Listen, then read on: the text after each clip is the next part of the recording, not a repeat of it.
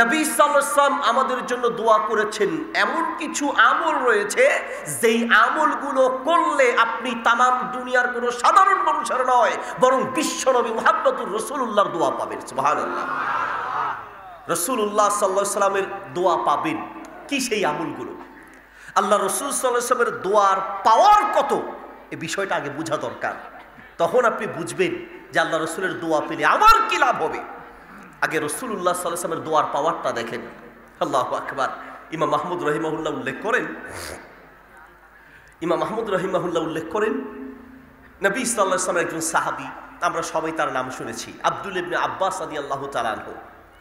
আব্দুল ইবনে আব্বাস রাদিয়াল্লাহু তাআলা আনহুর জন্য নবী সাল্লাল্লাহু আলাইহি ওয়াসাল্লাম দোয়া করেছেন। মাদ্রাসার ছাত্র আলেমরা জানেন, আল্লাহুম্মা ফাক্কিহু ফিদ্দীন ওয়া আল্লিমহুল কিতাব ওয়া ফি রিওয়ায়াতিন দাম্মাহু। তিনি বলছেন যে তাকে বুকে জড়িয়ে ধরে নবী সাল্লাল্লাহু আলাইহি ওয়াসাল্লাম দোয়া করেছেন, আল্লাহুম্মা ফাক্কিহু ফিদ্দীন, আল্লাহ তুমি তাকে দ্বীনের সঠিক বুঝ দাও, জ্ঞান দাও। আল্লাহুম্মা আল্লিমহুল কিতাব, আল্লাহ তাকে কিতাব শিক্ষা দাও, কিতাব বুঝার তৌফিক দাও। এই দোয়ার পরে এমন হয়েছে মাত্র 17 থেকে 18 বছর বয়সে রইসুল মুফাসসিরিন বড় বড় সাহাবীরা পর্যন্ত কোরআনের তাফসীরের জন্য আব্দুল ইবনে আব্বাসের কাছে যেত। আল্লাহু আকবার। দোয়ার পাওয়ার কাকে বলে? দোয়ার পাওয়ার কাকে বলে? সুবহানাল্লাহি ওয়া বিহামদিহি।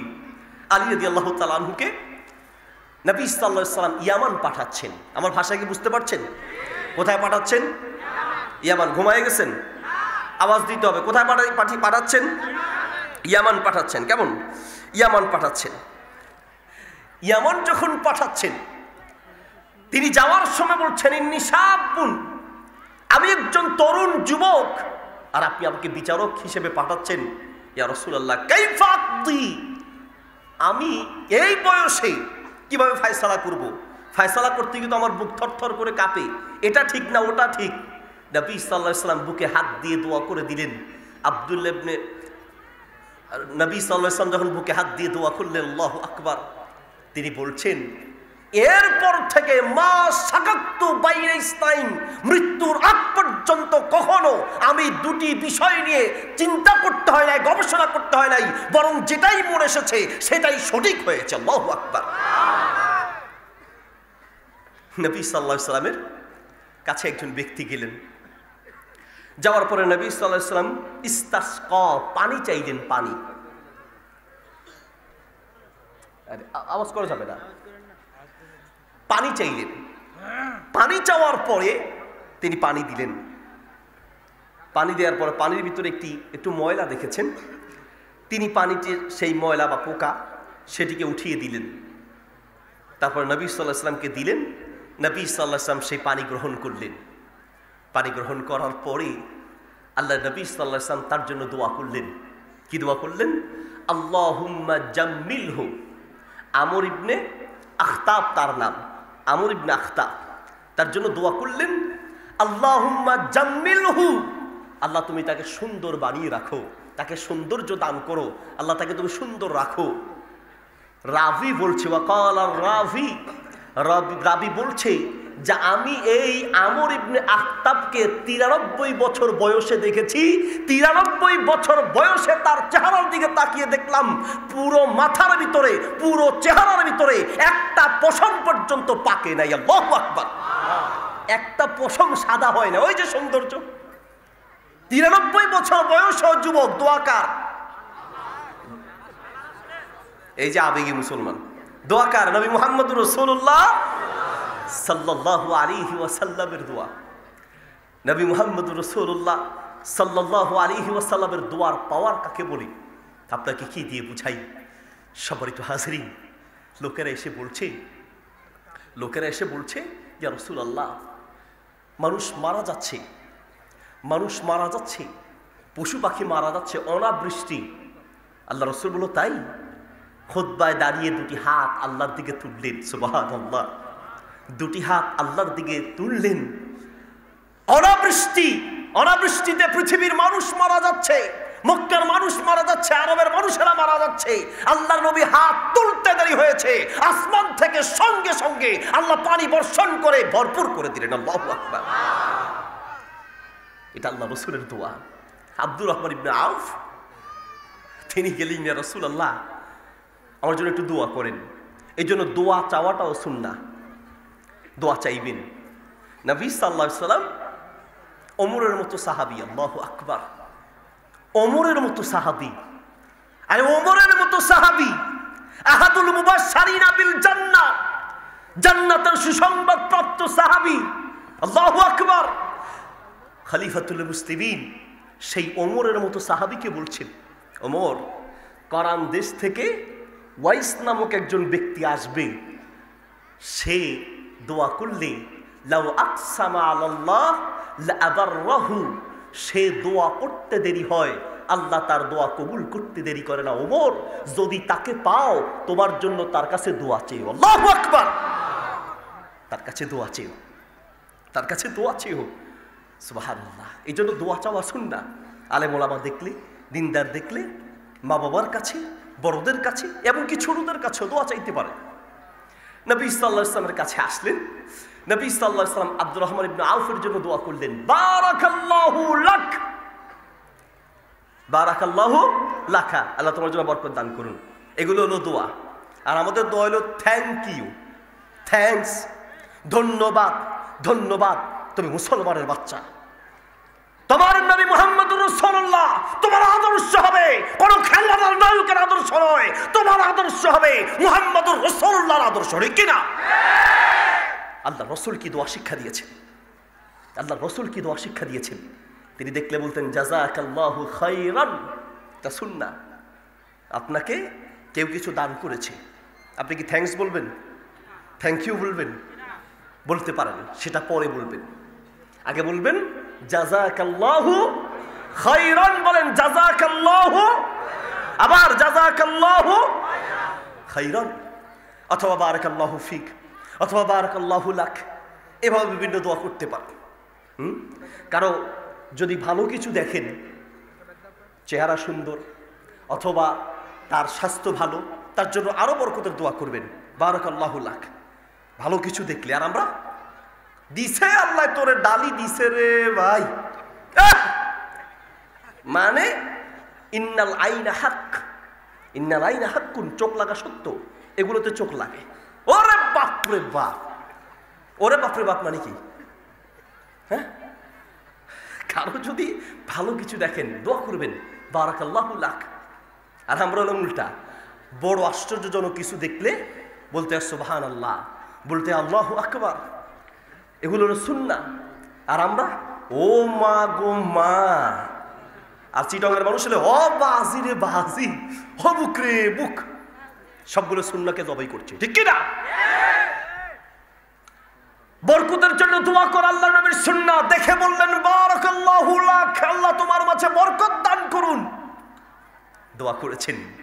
আব্দুর রহমান ইবনে আউফ বলেছেন, সুবহানাল্লাহ, বলছেন রাসূলুল্লাহ সাল্লাল্লাহু আলাইহি ওয়াসাল্লামের দোয়ার বরকতে কি হয়েছে জানো? আল্লাহ আমার মাঝে এমন বরকত দিয়েছেন, ইদা রাফাতুল হাজারা, আমি যদি কোনো পাথর এমনিতেও জায়গায়, সেই পাথরের ভিতরেও আমি স্বর্ণ বা রূপা খুঁজে পাই। আল্লাহু আকবার। দোয়া যিনি করেছেন তার নাম কি? মুহাম্মদুর রাসূলুল্লাহ সাল্লাল্লাহু আলাইহি ওয়াসাল্লাম। আল্লাহু আকবার। নবী সাল্লাল্লাহু আলাইহি ওয়াসাল্লামের দোয়া পেতে রাজি আছি তো ইনশাআল্লাহ? তাহলে আমলগুলো করব, রাজি আছি? নাম্বার এক নম্বর পয়েন্ট, নবী সাল্লাল্লাহু আলাইহি ওয়াসাল্লাম দোয়া করছেন, নাদ্দারাল্লাহু ইমরাআন, নাদ্দারাল্লাহু ইমরাআন ওয়া ফি রিওয়ায়াতিন রাহিমাল্লাহু ইমরাআন, আল্লাহ ওই ব্যক্তির প্রতি রহম করুন। তার মানে ওই ব্যক্তি অবশ্যই আল্লাহর রহমত পাবে, আল্লাহর নবীর দোয়া পাবে। কে? সামিয়া মাকালাতি ওয়া ফি রিওয়ায়াতিন সামিয়া মিন্নি হাদিসান, যে ব্যক্তি আমার কোনো হাদিস শুনলো, যে ব্যক্তি আমার কোনো হাদিস শুনলো, ফা হাফিজাহা ফাওয়াহা ওয়া হাফিজাহা, বিভিন্ন রিওয়ায়াত আছে, ওয়া আদ্দাহা, ওই হাদিসটি শুনে হাদিসটি সংরক্ষণ করলো এবং অন্যের কাছে পৌঁছে দিল। আল্লাহর নবী বলছেন নাদ্দারাল্লাহু, আল্লাহ তাকে সজীব করুন। এই নাদ্দারাল্লাহুর ব্যাখ্যা কি? নাদ্দারাল্লাহুর একটি ব্যাখ্যা হচ্ছে চেহারাকে আল্লাহ উজ্জীবিত করুন কিয়ামতের মাঠে। উজুহুন ইয়াউমাইদিন নাযিরা, উজুহুন কিয়ামতের মাঠে যারা জান্নাতি হবে তাদের চেহারা উজ্জ্বল হবে। যারা পৃথিবীতে নবী সাল্লাল্লাহু আলাইহি ওয়াসাল্লামের হাদিসগুলো শুনবে, সংরক্ষণ করবে, মনে রাখবে এবং হাদিসগুলো অন্যের কাছে পৌঁছে দিবে, আল্লাহর নবী দোয়া করছেন কিয়ামতের মাঠে এই লোকগুলো জান্নাতীদের অন্তর্ভুক্ত হবে। আল্লাহু আকবার। নাদ্দারার আরেকটি ব্যাখ্যা, আল্লাহ তাকে সুখী করুন। ওই যে রহিমা, আল্লাহ তার প্রতি দয়া করুন, রহম করুন। কার জন্য? যারা হাদিস শুনে, নবী সাল্লাল্লাহু আলাইহি ওয়াসাল্লামের কথাগুলো মনোযোগ দিয়ে শুনে এবং সংরক্ষণ করে। আরেকটি ব্যাখ্যা, নাদ্দারা মানে হচ্ছে চেহারাকে উজ্জ্বল করা। যারা সত্যিকার অর্থে কোনো আলেমের ব্যাখ্যা, এক আলেমের ব্যাখ্যা এরকম যে নাদ্দারা হচ্ছে চেহারা উজ্জীবিত করা।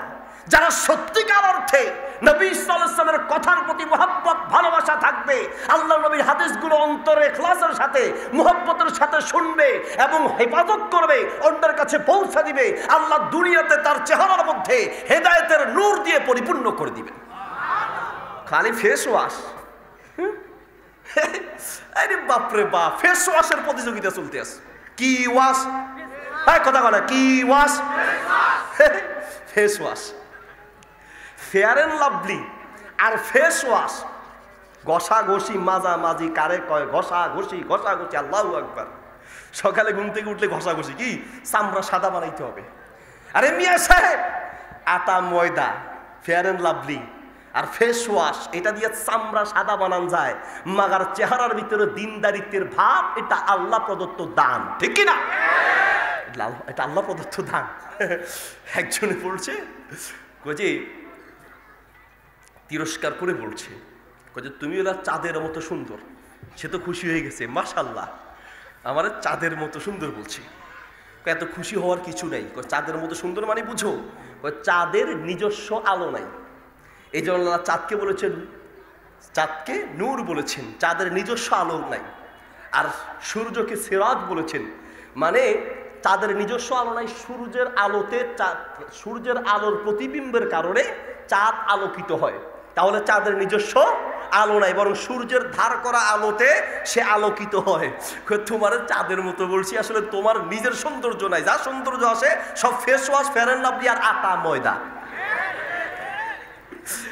নাজ্জারাল্লাহু ইমরান, আল্লাহ তোমার চেহারাকে উজ্জীবিত করবেন। আসল উদ্দেশ্য এটা নয়, আসল উদ্দেশ্য আল্লাহ তোমাকে দুনিয়া এবং আখিরাতে সুখী করবেন, যার অন্তরের ভিতরে আল্লাহর নবীর হাদিসের প্রতি মুহাব্বত থাকবে। আল্লাহু আকবার।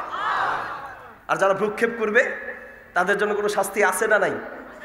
কথা বলেন, আছে। কি শাস্তি? নবী সাল্লাল্লাহু আলাইহি ওয়াসাল্লাম বক্তব্য দিচ্ছেন, তিনজন ব্যক্তি আসলো। তিনজন ব্যক্তি এসে, একজন জায়গা করে মাঝে জায়গা ছিল, ফাঁকা জায়গায় বসে গিয়েছে। আরেকজন পিছনে বসেছে, লজ্জা পেয়েছে। আমি যদি এখন সামনে যাই, এখন যদি আমি ফাঁকা জায়গায় যাই, একদম পিছনে বসেছে। কয়জন গেল? কথা বলে না। কয়জন? ঘুমাই গেছেন? কে কে ঘুমাইছেন? তুই হাত তুলে দেখান। কয়েকজন ঘুমাইছে? তাহলে কয়জন গেল? নাম্বার 3। 3 নম্বর হলো, তিনি এসে দেখছেন যে একটু মানুষটার বেশি, চলে গেছে। এখনো দেখবেন রাস্তাঘাটে কিছু মানুষ ঘুরতে আছে কি নেই? জায়গা নাই, যায় লাভ কি? তো তিনজনের ভিতরে তিনজন, একজন কি করলো? বসলো, আরেকজন পিছনে, আরেকজন চলে গেল। মোট লোক কয়জন? আবার ঘুমায় গেছে। কয়জন? আরো জোরে। 3 জন। তো 3 জনের ভিতরে যিনি বসলো দার্সে বসলো, নবী সাল্লাল্লাহু আলাইহি ওয়াসাল্লাম তার প্রশংসা করলেন। যিনি লজ্জা পেয়ে পিছনে বসেছে, বলছেন ফাস্তাহিয়াল্লাহ, আল্লাহ লজ্জা পেয়েছেন। এটার ব্যাখ্যা হচ্ছে যে সে যেমন লজ্জা পেয়ে ভিতরে আসলো না, আল্লাহ তার প্রতি রহম করতে লজ্জা করে তাকে রহমত দিলেন না। আরেকজন হলো ইনতালাকা, সে চলে গেল। নবী সাল্লাল্লাহু আলাইহি ওয়াসাল্লাম বলছেন আরাদাল্লাহু আনহু, সে যেহেতু আল্লাহর নবীর হাদিস থেকে, নবীর আলোচনা থেকে মুখ ফিরিয়ে নিল, স্বয়ং আল্লাহ তার থেকে মুখ ফিরিয়ে নিয়েছে। নাউজুবিল্লাহ। তাহলে দ্বীনি ইলম শিকার ব্যবস্থা থাকার পরেও না শিকার ক্ষতি আছে কি নাই? আল্লাহ ছাড় দেন তবে ছেড়ে দেন।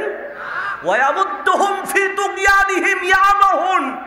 আল্লাহ ছাড় দেয়, ছেড়ে দেয় না। খবরদার, আল্লাহ নবীর বদদুয়া কত কঠিন হতে পারে নিজের কলিজার ভিতরে ঢুকাও। আল্লাহ নবীর বদদুয়া কত কঠিন হতে পারে নিজের কলিজার ভিতরে ঢুকাও। আখিরাত তো ধ্বংস হবে, এই দুনিয়ার জীবন ধ্বংস হয়ে যাবে। খবরদার।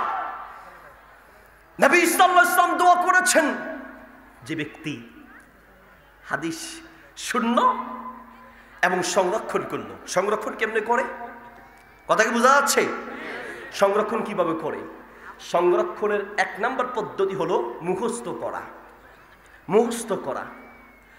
আল্লাহ তৌফিক দিলে আমরা আলহামদুলিল্লাহ একটা ফাউন্ডেশন করছি, আল হিদায়াহ ফাউন্ডেশন। আল্লাহ তৌফিক দিলে এই ফাউন্ডেশনের উদ্যোগে আমরা বিভিন্ন মাদ্রাসায়, আজকেও আমাদের ভাইস প্রিন্সিপাল আর প্রিন্সিপাল সাহেবের সাথে কথা বলেছি, আমরা হাদিস মুখস্থের প্রতিযোগিতার ব্যবস্থা করবো ইনশাআল্লাহ। আল্লাহ তৌফিক দান করবো না, আমিন। হাদিস মুখস্থের ব্যবস্থা করব। মুহাদ্দিসদের মাঝে এটা ছিল, সাহাবীদের মাঝে এটা ছিল। এক নম্বর পদ্ধতি হলো হাদিস মুখস্থ করা। আল্লাহ রাব্বুল আলামিন পৃথিবীতে সুবহানাল্লাহ এমন কিছু মেধাবী মানুষ দিয়ে পাঠিয়েছেন। ইমাম আহমদের ব্যাপারে বলা হচ্ছে, তিনি জীবনে যখনই কোনো একটা হাদিস শুনতেন, হাদিসের সনদ মতন সহ একবার দেখলেই মুখস্থ হয়ে যেত। আল্লাহু আকবার। একবার দেখলেই মুখস্থ হয়ে যেত, একবার দেখলেই মুখস্থ হয়ে যেত। কষ্ট হচ্ছে আপনাদের? আর একটু বলবো। একজন সাহাবী উবাইদুল্লাহ ইবনে আদি, উবাইদুল্লাহ ইবনে আদি, তিনি একবার ওয়াসির সঙ্গে দেখা করলেন। ওয়াসির সঙ্গে দেখা করে তাকে বললেন যে, আপনি কি আমাকে চিনেন? এদিকে এদিকে খেয়াল করেন। আপনি কি আমাকে চিনেন? মানে পরিচয় দিতে চাচ্ছেন যে আপনি আমার চেহারাটা চিনেন কিনা দেখেন। ওয়াসি বলছে, দেখেন হাদিস যারা সংরক্ষণ করেছে তাদের মেধা কাকে বলে, সুবহানাল্লাহ। বলছে যে আপনার চেহারাটা আমার পরিচিত নয়, তবে মাথা থেকে শুরু করে পায়ের তলা পর্যন্ত তাকালেন। তাকিয়ে বলছেন যে আমি অনেক বছর আগে, কত বছর আগে? ওই যে অনেক বছর আগে আমি আদি ইবনে খিয়ারের বাড়িতে গিয়েছিলাম। আদিকে উবাইদুল্লাহ ওনার হচ্ছে কি বাবা। বলছে যে আমি অনেক আগে আদি ইবনে খিয়ারের বাড়িতে গিয়েছিলাম। যাওয়ার পরে সেখানে একটা বাচ্চা জন্ম হলো। ওই বাচ্চাটাকে আমার হাতে দিল। আমি তাকে নিয়ে দুধ মায়ের বাড়িতে, দুধ মায়ের কাছে দিয়েছিলাম। ওই যে তাকে নিয়ে গিয়েছিলাম, তাকে যে অন্য ঘরে নিয়েছি, তার মুখটা ঢাকা ছিল, কিন্তু তার পা দুটা বের হয়েছিল। আপনার এই পা দুইটা ওই সেই বাচ্চাটার পায়ের মতো।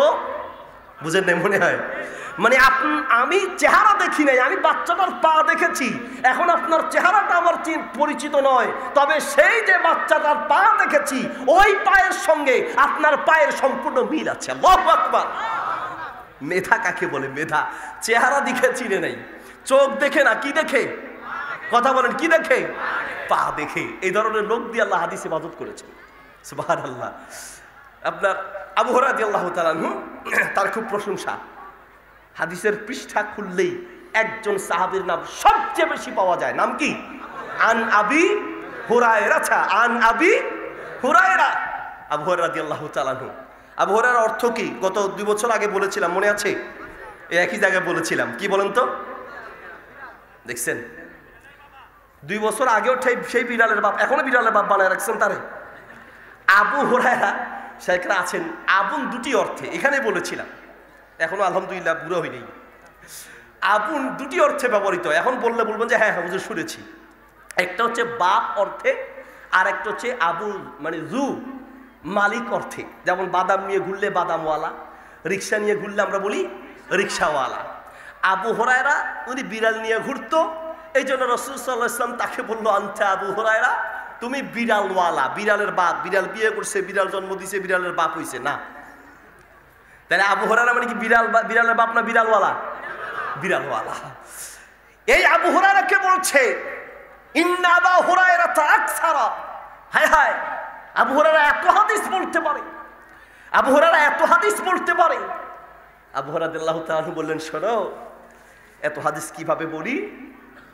ইন্না ইখওয়ানানা মিনাল মুহাজিরিনা কানা ইয়াশগুলুহুমুস সাফকু বিল আসওয়াক ওয়া ইন্না ইখওয়ানানা মিনাল আনসার কানা ইয়াশগুলুহুম আমওয়ালুহুম ফি আমওয়ালুহুম কানা ইয়াশগুলুহুমুল আমালু ফি আমওয়ালিহিম ওয়া ইন্না ইখওয়ানানা মিনাল আনসার কানা ইয়াশগুলুহুমুল আমালু ফি আমওয়ালিহিম। কয় যে আমার মুহাজির সাহাবী ভাইয়েরা কাজকর্ম করতে দুনিয়ার অর্থ উপার্জন করার জন্য মার্কেটে যেত, আর আমার আনসার সাহাবী ভাইয়েরা দুনিয়ার সম্পদ অর্জনের জন্য ক্ষেত খামারে গিয়ে কাজ করত। ওয়া ইন্না আবা হুরায়রা কানা ইয়ালসাবু রাসূলুল্লাহ, আর আমি আবু হুরায়রা দুনিয়া অর্জনের জন্য কোথাও যেতাম না, সব সময় রসুলের দিকে তাকিয়ে থাকতাম কখন আল্লাহ রসুল সাল্লাল্লাহু আলাইহি ওয়াসাল্লাম একটা হাদিস বলবে। আল্লাহ রসুল, আল্লাহু আকবার, আল্লাহ রসুল সাল্লাল্লাহু আলাইহি ওয়াসাল্লামের কোনো হাদিস যেন আমি হারিয়ে না ফেলি। খেয়ে না খেয়ে বিশিবি বাতনিহি, খেয়ে না খেয়ে আল্লাহর নবীর কাছে পড়ে থাকতাম। আল্লাহু আকবার। এভাবে জীবন কাটিয়েছি। আনাস রাদিয়াল্লাহু তাআলা আনহুর কথা শুনেছেন না?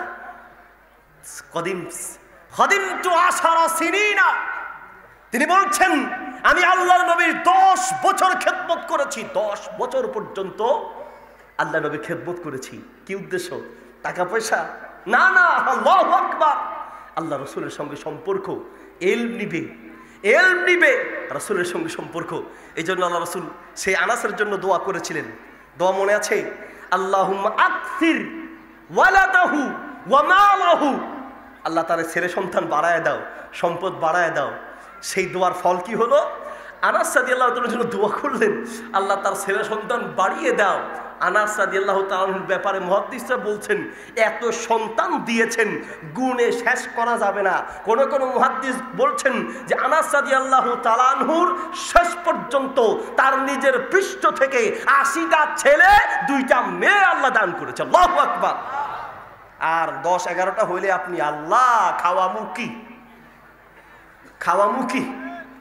খাওয়ানোর দায়িত্ব আপনার। কথা বলেন, খাওয়ানোর দায়িত্ব আপনার। খাওয়ানোর দায়িত্ব যার তিনি কে? আরো জোরে। সামনের গুলা থামেন তো, পিছনে গুলা কি হয়েছে দেখি। পিছনে কি তেল লাগবে না গ্যাস লাগবে? আওয়াজ নাই কা? আমাদের রিজিক যিনি দেন তিনি কে? আরো জোরে। আল্লাহ। কিভাবে দিবেন? সূরা তালাকের 3 নম্বর আয়াতে আল্লাহ বলছেন ওয়ায়ারযুকুহু মিন হাইসু লা ইয়াহতাসিব, বান্দা তোমাকে আল্লাহ এমন জায়গা থেকে রিজিক দিবেন, তোমার সন্তান হলে সন্তানকে আল্লাহ এমন জায়গা থেকে রিজিক দিবেন বান্দা তুমি কল্পনা করতে পারবা না। সূরা হুদের 6 নম্বর আয়াতে আল্লাহ বলছেন ওয়ামা মিন দাব্বাতিন ফিল আরদি ইল্লা আলাল্লাহি রিজকুহা, এই পৃথিবীতে যেই কোনো প্রাণী আল্লাহ দেন, আল্লাহ বলছেন সেই প্রাণীর রিজিকের দায়িত্ব কোনো মন্ত্রীর হাতে নয়, কোনো মিনিস্টারের হাতে নয়, সমস্ত রিজিকের দায়িত্ব যার হাতে তিনি কে? আল্লাহ। ওই আল্লাহর হাতে। কিভাবে খাওয়াবেন? মানুষ বাড়লে কিভাবে খাওয়াবেন? ব্যবস্থা আল্লাহ করে রেখেছেন। আমরা আগে ছোটবেলায় আমলকি খেয়েছি, এক পকেটের ভিতরে 15, 20, 30টা আমলকি ধরতো, আর এখন বাজারে একটা আমলকি পাওয়া যায় আপেলের মতো। মানুষ বেড়েছে, আল্লাহ আমলকির সাইজ বাড়িয়ে দিয়েছেন। আল্লাহু আকবার। আমরা আগে মুরগি দেখেছি শুধু দেশি মুরগি, আর এখন দেশিও আছে বিদেশিও আছে, মানে ফার্ম আর কি আছে না? মানুষ বেড়েছে, আল্লাহ রিজিক বাড়িয়ে দিয়েছেন। আগে শুধু দেশি গরুর দুধ, দেশি ছাগলের দুধ, আর এখন ফার্মের দুধও পাওয়া যায়। কত খাবি খা, খাইতে খাইতে শুয়ে যা, শোয়ার থেকে উঠে আবার খা, মাথা ঘুরালে আচার খা, না কমলে ডাক্তারের কাছে যা, তারপরেও খা, এরপরেও খা, আবারও খা, অতঃপর খা, খাইতেই থাক, যত খাবি খা। আল্লাহ রিজিক কমাতে পারবি না, আল্লাহ রিজিক কমাতে পারবি না। আপনার 8-10টা নিয়ে আপনি টেনশনে। আর আনাস রাদিয়াল্লাহু তাআলা আনহুর এক মুহাদ্দিস তো বললেন 82টা, আর একজন ইতিহাস কয়টা কমপক্ষে 100 হবে। কয়শো? 100-100-এর মতো হবে। কার দোয়া? কার দোয়া? নবী মুহাম্মদ রাসূলুল্লাহ সাল্লাল্লাহু আলাইহি সাল্লামের দোয়া। সেই আবু হুরায়রা রাদিয়াল্লাহু তাআলা আনহু এত হাদিস বলছে, তাকে একবার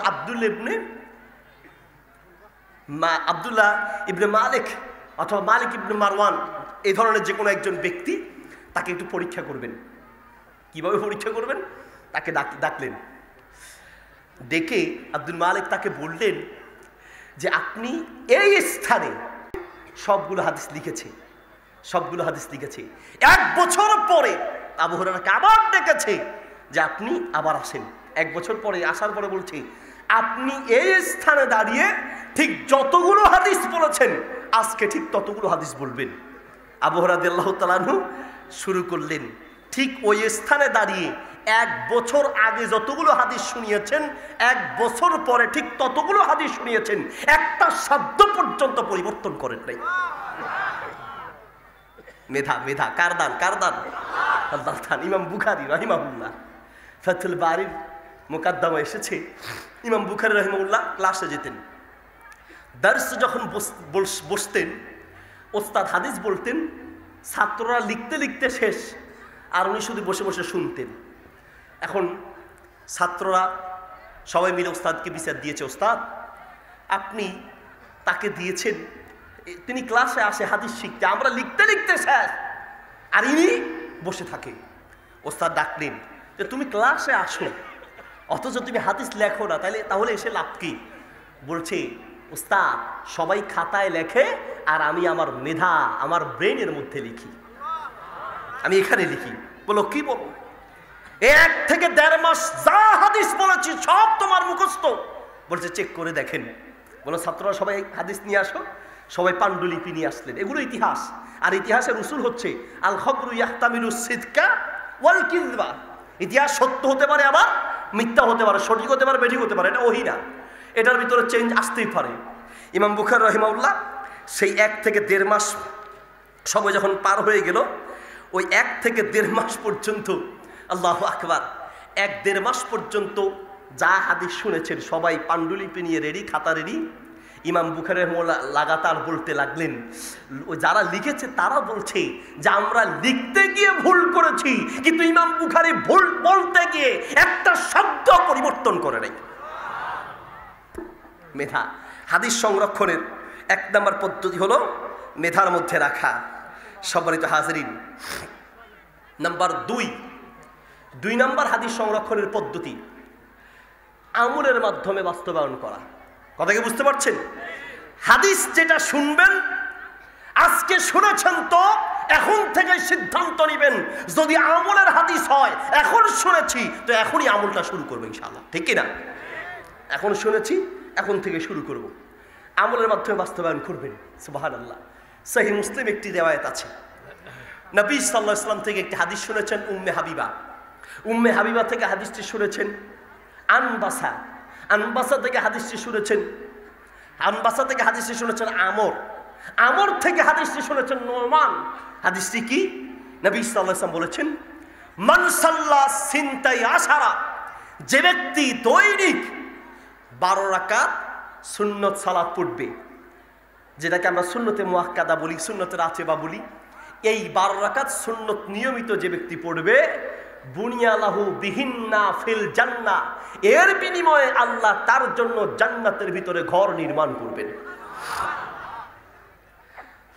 তো 12 রাকাত সালাত নবী সাল্লাল্লাহু আলাইহি ওয়াসাল্লাম যখন এই হাদিসটি বলেছেন, এই হাদিসটি আল্লাহ নবী থেকে শুনেছেন উম্মে হাবিবা। খেয়াল করে দিকে, উঠা বসা করা যাবে না, এদিকে। নবী সাল্লাল্লাহু আলাইহি ওয়াসাল্লাম থেকে হাদিসটি শুনেছেন উম্মে হাবিবা। উম্মে হাবিবা বলছেন মা তারাকতুহুন্না মুনযু সামিতুহু মির রাসূলিল্লাহ, আল্লাহ রাসূল থেকে যেই দিন এই হাদিসটি আমি শুনেছি সেই দিন থেকে আজ পর্যন্ত কখনো এই হাদিসের উপরে আমল আমি ত্যাগ করি নাই। বুঝেন নাই? উম্মে হাবিবা বলছেন আমি যেই দিন থেকে আল্লাহ রাসূলের কাছ থেকে হাদিস শুনেছি সেই দিন থেকে আজ পর্যন্ত আমি এই আমলটা ত্যাগ করি নাই। উম্মে হাবিবা থেকে হাদিসটি শুনেছেন কে? আনবাসা। কে শুনেছেন? আনবাসা। এগুলোকে সনদ বলে। আনবাসা শুনেছেন। আনবাসা বলছেন মা তারাকতুহুন্না মুনযু সামিতুহু মিন উম্মি হাবিবাতা, আমি যেই দিন উম্মে হাবিবা রাদিয়াল্লাহু আনহা থেকে এই হাদিসটি শুনেছি সেই দিন থেকে আজ পর্যন্ত এই হাদিসের উপর আমল আমিও ত্যাগ করি নাই। আনবাসা থেকে হাদিসটি শুনেছেন আমর। আমর বলছেন যেই দিন আমি এই হাদিসটি শুনেছি সেই দিন থেকে আজ পর্যন্ত এই হাদিসের উপর আমল আমিও ত্যাগ করি নাই। আল্লাহু আকবার বলবেন না? আমর থেকে হাদিসটি শুনেছেন নোমান। নোমান বলছে মা তারাকতুহুন্না মুনযু সামিতু মিন আমরিন, যেই দিন এই হাদিসটি আমি আমরের কাছে শুনেছি সেই দিন থেকে আজ পর্যন্ত এই হাদিসের উপর আমল আমিও ত্যাগ করি নাই। আল্লাহু আকবার। হাদিস শোনার সাথে সাথে আমল নিয়ত রাখতে হবে, এবং হাদিস সংরক্ষণের বড় একটি মাধ্যম আমল করা। ইমাম আবু দাউদ রাহিমাহুল্লাহ খালের এই পারে দাঁড়িয়ে আছেন, ওই পাশে একটা লোক হাসি দিয়েছেন, তিনি হাসিটা শুনেছেন। একটা নৌকা ভাড়া করেছেন, নৌকা ভাড়া করে খালের ওই পাশে গিয়ে তাকে ইয়ারহামুকাল্লাহ সেই হাসিটার জবাব দিলেন। তিনি বললেন যে রাসূল সাল্লাল্লাহু আলাইহি ওয়াসাল্লাম বলেছেন যে হাসি দিয়ে আলহামদুলিল্লাহ বলবে, তার জবাবে যেন বলা হয়, তাকে শুনিয়ে দেওয়া হয়, ইয়ারহামুকাল্লাহ, আমি নৌকা ভাড়া দিয়ে এসেছি আল্লাহ রসুলের এই হাদিসের উপরে আমল করার জন্য। আলী রাদিয়াল্লাহু তাআলা আনহু বলছেন, ফাতেমা রাদিয়াল্লাহু তাআলা আনহা জাত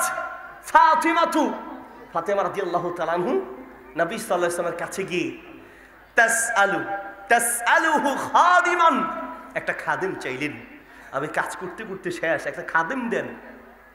আল্লাহ নবী সাল্লাল্লাহু আলাইহি ওয়াসাল্লাম এর বিনিময়ে বললেন যে খাদেম লাগবে না, একটা আমল দেই। কি? রাতে ঘুমানোর আগে 33 বার সুবহানাল্লাহ, 33 বার আলহামদুলিল্লাহ, 34 বার আল্লাহু আকবার। প্রত্যেক ফরজ সালাতের পরে ওই আমলটি আছে, 33 বার সুবহানাল্লাহ, 33 বার আলহামদুলিল্লাহ, 34 বার আল্লাহু আকবার, অথবা 33 বার আল্লাহু আকবার সাথে লা ইলাহা ইল্লাল্লাহু ওয়াহদাহু লা শারীকা লা, এই দোয়াটি। আলী রাদিয়াল্লাহু তাআলা আনহু বলছেন, যেই দিন থেকে রাসূলুল্লাহ সাল্লাল্লাহু আলাইহি ওয়াসাল্লাম এই হাদিসটি আমাদেরকে শিক্ষা দিলেন, সেই দিন থেকে আজ পর্যন্ত আমি এই হাদিসের উপর আমল একবারের জন্য ত্যাগ করিনি। আল্লাহু আকবার। কথাগুলো আপনার কলিজায় আমি ঢুকাতে পারি নাই ভাই। যদি কলিজা কেটে ফেটে বের করে আপনাকে বুঝাতে পারতাম তবে আমি সফল হতাম। আপনার জীবনে নবীর কত হাদিস আপনি শুনেছেন, কত হাদিস যে আপনি ত্যাগ করছেন, কত হাদিসের উপর আমল আপনার বর্জন হচ্ছে, আপনার কলিজা একবারও থরথর করে কাঁপে না, একবার থরথর করে কাঁপে না। সাহাবীরা, আল্লাহু আকবার, সাহাবীগণ রাসূলুল্লাহ সাল্লাল্লাহু আলাইহি ওয়াসাল্লামের একটা আদর্শকে এত গুরুত্ব দিতেন, দুনিয়ার সব একদিকে আর আল্লাহ রাসূলের হাদিসগুলো, রাসূলের কথাটাকে আরেক দিকে প্রাধান্য দিতেন। সুবহানাল্লাহ। এটা ছিল আল্লাহ রাসূলের সাহাবীগণের আদর্শ। আর আমরা আব্দুল ইবনে মাসউদ রাদিয়াল্লাহু তাআলা বলছেন, কয় যে তোমরা সাহাবী, তাবিদেরকে বলছেন, কয় তোমরা সাহাবীদের মতো নামাজ পড়ো, তুসাল্লুনা কামা ইউসাল্লুন, তোমরা তাদের মতোই নামাজ পড়ো, তাসুমুনা কামা ইয়াসুমুন, তোমরা সাহাবীদের মতোই সিয়াম পালন করো। সাহাবীরা যা করতো আমলের দিকে তোমরা তাই করো, কিন্তু পার্থক্য হলো ইন্নাহুম ইয়ারগাবুনা ইলাল আখিরা ওয়া আনতুম তারগাবুনা ইলাদ দুনিয়া। কয় তারা আখিরাতকে দুনিয়ার তুলনায় প্রাধান্য দিত, আর তোমরা আখিরাতের তুলনায় দুনিয়াকে প্রাধান্য দাও। কথা বলেন। আপনি যেই পরিমাণ অর্থ উপার্জনের পিছনে দৌড়ান, সেই পরিমাণ আপনি হাদিস উপার্জনের পিছনে দৌড়ান না, হাদিস অর্জনের পিছনে সেই পরিমাণ দৌড়ান না। আপনি যেই পরিমাণ দুনিয়া অর্জনের পিছনে দৌড়ান, আপনি সেই পরিমাণ জান্নাতের পিছনে দৌড়ান না। ঠিক কি না? ঠিক না বললেও ঠিক, এটাই বাস্তবতা। নিজের জীবনকে প্রশ্ন করেন। মাঝে মধ্যে একটা হাদিস পড়ে আল্লাহর কসম করে বলছি, হাদিসটা শুনলে বুক থরথর করে কেঁপে উঠে। নবী সাল্লাল্লাহু আলাইহি ওয়াসাল্লাম বলেছেন, লা তাজুলু কদাম আবদি, লা তাজুলু কদাম আবদি, কিয়ামতের মাঠে বান্দা তার পা এক চুল পরিমাণ নড়াতে পারবে না যতক্ষণ না সে হিসাব দিবে তার জীবন সম্পর্কে, তার আমল সম্পর্কে, কতটুকু জেনেছ আর জেনে কতটুকু আমল করেছ, এই হিসাব দেওয়া ছাড়া কেউ এক চুল পরিমাণ পা নড়াতে পারবে না। সাহাবীদের ইতিহাসগুলো যখন শুনি তখন নিজেদেরকে মিসকিন মনে হয়। যখন সাহাবীদের আল্লাহ ভীতিগুলো দেখি তখন নিজেদেরকে মনে হয় যে আমরা মনে হয় জান্নাত পাবো বলে বিশ্বাস করতে পারি, নিশ্চয়তা দিতে পারি না। তারা যে পরিমাণ আখিরাতকে প্রাধান্য দিতেন, যে পরিমাণ জান্নাতের পাগল ছিলেন, সারা পৃথিবী একদিকে আর আল্লাহর নবীর একটি কথার দাম সারা পৃথিবীর চেয়ে বেশি প্রাধান্য দিতেন। ঠিক কিনা? নবী সাল্লাল্লাহু আলাইহি ওয়াসাল্লামের কাছে একজন এতিম আসলেন, এদিকে কথা নাই। নবী সাল্লাল্লাহু আলাইহি ওয়াসাল্লামের কাছে একজন এতিম আসলেন, এসে বললেন, ইয়া রাসূলুল্লাহ, আমার দেয়ালের অপর পাশে, দেয়ালের সাথে আবু লুবাবার একটা খেজুর গাছ আছে। এই খেজুর গাছের খেজুর এই পাশে এসে পড়ে, তন্ডরা খেয়ে ফেলে। এটা একটা সমস্যা হয়। যদি সেই গাছটা আমার জন্য একটু নিয়ে দিতেন। রাসূলুল্লাহ সাল্লাল্লাহু আলাইহি ওয়াসাল্লাম যখন ইতিমের কথা শুনলেন, কলিজাটা নরম হয়ে গেল। আবু লুবাবাকে ডাকলেন, আবু লুবাবা এদিকে আসো। আবু লুবাবা আবু লুবাবাকে কাছে ডেকে বললেন, আবু লুবাবা তুমি এই এতিমটার কাছে ওই খেজুর গাছটা বিক্রি করো, বিনিময়ে তোমাকে আল্লাহ জান্নাতে একটা খেজুর গাছ দিবেন। আবু লুবাবা বলছে, লা ইয়া রাসূলুল্লাহ, আমি তো বিক্রি করবো না। কেন বিক্রি করবো না? না ইয়া রাসূলুল্লাহ, এটা আমার লাগবে, আমি বিক্রি করবো না। পাশে থেকে আবু দাহদা কথাটা শুনলেন, গিয়ে আল্লাহ রসুলকে বললেন, ইয়া রাসূলুল্লাহ, আপনি খেজুর গাছ নিতে চেয়েছেন, জান্নাতে খেজুর গাছ দেওয়ার বিনিময়ে সে রাজি হয় নাই। ইয়া রাসূলুল্লাহ, একটু বলেন, যদি এই খেজুর গাছটি আমি কিনে দিতে পারি, তাহলে জান্নাতে কি আমার জন্য খেজুর গাছের ব্যবস্থা হবে? আল্লাহ রসুল বলল, হ্যাঁ তোমার জন্য হবে। বলে, ইয়া রাসূলুল্লাহ, তাহলে আমাকে একটু সময় দেন। এক দৌড়ে আবু লুবাবার কাছে, আবু লুবাবা, আমার জান্নাতে খেজুর গাছ লাগবে, জান্নাত লাগবে রে আবু লুবাবা, একটু তোমার গাছটা বিক্রি করো, কত দাম তোমার লাগবে বলো, যা চাও তাই দিব। আল্লাহু আকবার, আমার জান্নাত লাগবে। বলছে, আমি তো বিক্রি করবো না। বলছে, ভাই রে, বিক্রি করতে হবে রে ভাই, আমার জান্নাত লাগবে রে ভাই। আচ্ছা ভাই বলো, মদিনারই যে বিশাল একটা বাগান আছে, প্রসিদ্ধ সেই বাগান চিনো? বলে, হ্যাঁ চিনি। ওই বাগানের সব খেজুর গাছ যদি তোমার একটা খেজুর গাছের বিনিময়ে দেওয়া হয়, ওই প্রসিদ্ধ সেই খেজুর গাছটা আমার। ওই খেজুর গাছের ওই বাগানের ভিতরে একটা ঘর আছে, ওই ঘরটাও তোমাকে দিব, পুরো বাগান তোমাকে দিব, সব খেজুর গাছ তোমাকে দিব, আমাকে এই গাছটা তুমি দাও। বললো, যদি এত কিছুই দাও একটা গাছের বিনিময়ে, অসুবিধা নাই, আমি এটা তোমাকে তোমার কাছে বিক্রি করব এগুলোর বিনিময়ে। আবু দাহদা দৌড় দিয়া, রাসূলুল্লাহ, আমি সফল হয়েছি, আমি খেজুর গাছ কিনতে পেরেছি, আপনি সেই গাছটা ওই এতিমকে দান করে দেন, আমার জান্নাতে খেজুর গাছ লাগবে। আল্লাহর নবী বললেন, আবু দাহদা, তোমার জান্নাতে একটা খেজুর গাছ নয়, অসংখ্য খেজুর গাছ আল্লাহ তোমাকে দান করবে। আল্লাহু আকবার। বললো, ইয়া রাসূলুল্লাহ, এভাবে বাবা রাজি করিয়েছি। চলে গেলেন বাসায়, গিয়ে উম্মু দাহদাকে বললেন, উম্মু দাহদা, ঘর থেকে বের হও তাড়াতাড়ি। বললো, কেন? বলছে, বাগান বিক্রি করেছি, বাগান বিক্রি করেছি, খেজুর গাছ বিক্রি করেছি, বাগান বিক্রি করেছি, ঘর সহ। বললো, হ্যাঁ ঘর সহ বিক্রি করেছি। বেবি জিজ্ঞেস করে, কত দামে বিক্রি করলা? কত দামে বিক্রি করলা? আবু দাহদা বলছে, পানের স্ত্রী, আল্লাহ রসুল বলেছে যে যদি এই গাছটা কিনে দেওয়া যায়, তাহলে জান্নাতে গাছ পাওয়া যাবে। জান্নাতে গাছ পাওয়ার মানে তো জান্নাত পাওয়া। জান্নাতের বিনিময়ে আমি পুরো বাগান ঘর সহ দিয়ে দিয়েছি। আল্লাহু আকবার। বিবি কি বলছে? রবিহাল বাইউ, রবিহাল বাই, রবিহাল বাইউ, প্রাণের স্বামী, আপনি তো খুব ভালো দামে বিক্রি করেছেন, খুব ভালো দামে। আরে বাগান যাবে যাক, ঘর যাবে যাক, জান্নাত পাবো, এর চেয়ে আর ভালো কি হতে পারে? আল্লাহু আকবার, আল্লাহু আকবার, আল্লাহু আকবার, সুবহানাল্লাহি ওয়া বিহামদিহি। আর আমরা বিক্রি করতে গিয়ে আরেকজনকে কিভাবে ঠকাবো সেই চিন্তা করি। নবী সাল্লাল্লাহু আলাইহি ওয়াসাল্লাম দোয়া করেছেন, রহিমাল্লাহু রাজুলান সামহান ইদাশতারা ওয়া ইদা বা। কোন ব্যক্তি ক্রয় বিক্রয় যে দয়ালু হবে, আল্লাহ তার প্রতি রহমতের দোয়া করেছেন, পুরো বাগান দিয়ে দিয়েছেন। এই মাদ্রাসায় কি এতিম নাই? কথা বলেন, এতিম নাই? এই মাদ্রাসায় মিসকিন নাই? এই মাদ্রাসায় গরিব ছাত্র নাই? কয়দিন গিয়েছেন? আপনি তো কম্বলের ভিতরে ঘুমান, আপনার শীত আসার আগেই কম্বল রেডি। আপনি জানেন মাদ্রাসার বহু ছাত্র একটা কম্বল দুইজনে ভাগ করে তারপরে ঘুমায়। আপনি কি জানেন মাদ্রাসার বহু ছাত্র, আপনার তো 5-6 রঙের তরকারি ছাড়া আপনার পেটে ভাত হজম হয় না। আপনি কি জানেন মাদ্রাসার প্রায় ছাত্র এক খাবারের উপরে দিনকে 3 পার হয়ে যায় শুধু এক রঙের তরকারি দিয়া, ঠিক কিনা? কখনো কলিজার ভিতরে এটা আসে না, আমি এত ভালো খাচ্ছি।